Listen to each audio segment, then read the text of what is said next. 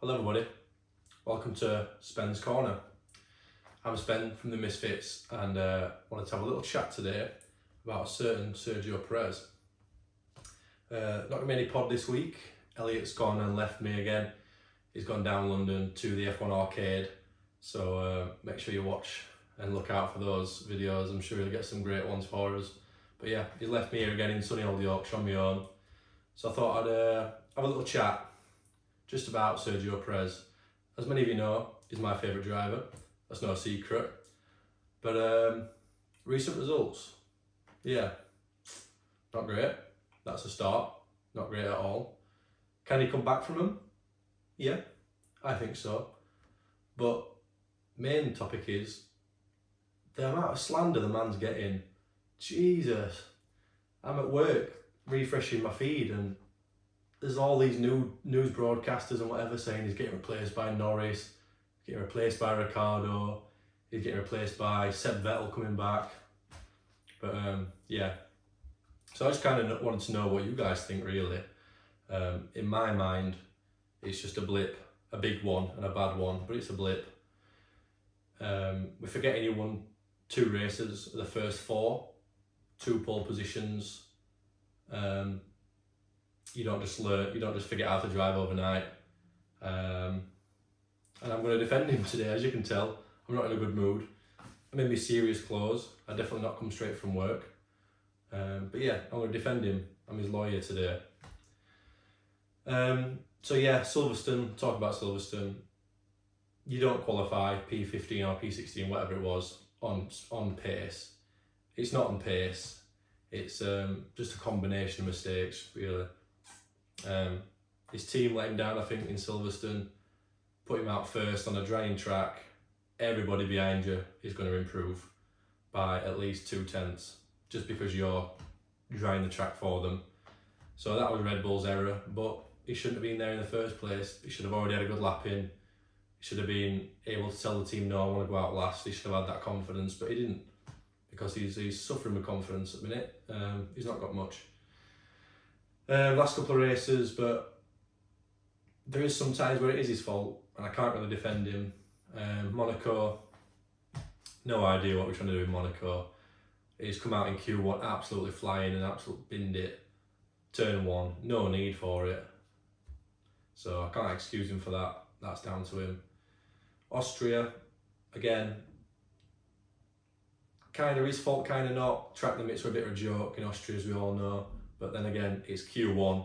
Does he really need to go flat out? It's Q2, sorry. Does he really need to go flat out and run over the white lines when he's in the fastest car and he's only got to get out of Q2?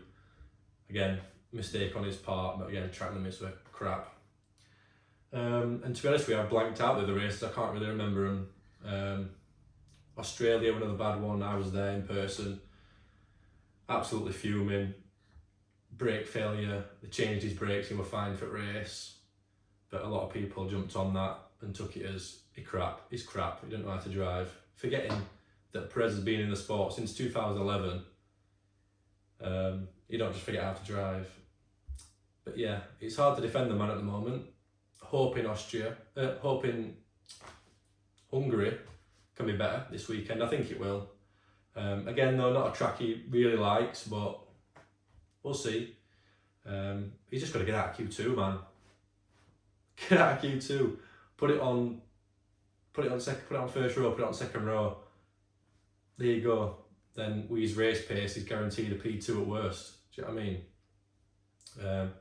It's going to be a disaster if you don't get out of Q1 or Q2 again this weekend. Then there's going to be serious questions asked. Christian Horner's come out and said Daniel wants the seat in 2025. He said Max and Checo are our drivers for 2024, which on the surface looks good for us Perez fans, but when you look deep down, it doesn't really mean anything. Contracts don't mean anything in F1. I mean, just look how he got booted out of Racing Point for Seb. He still had the contract. They got rid of him. If he doesn't improve, he'll go and Ricardo will jump in the seat for 24 because Red Bull won't have anything to lose. But if he picks it up, finishes second in the drivers, has a good end to the season, maybe another win or so, they'll happily keep him on for 24, sorry, and I think 24.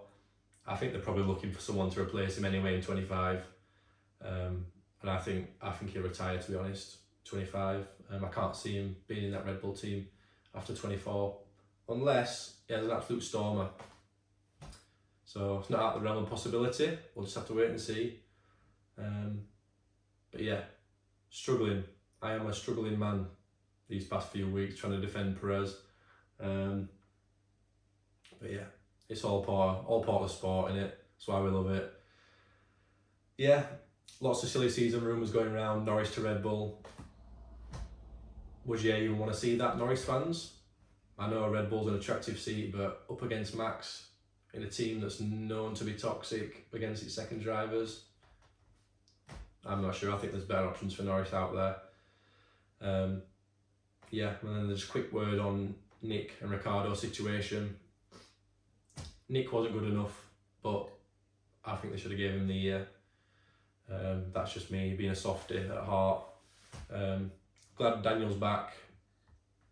I'm hoping they don't treat him just as like a scare tactic for Checo, because I don't really know what options he's got unless he absolutely storms UK and has an absolute worldie in 23, rest of the season, and maybe 24 if he's still there in 24.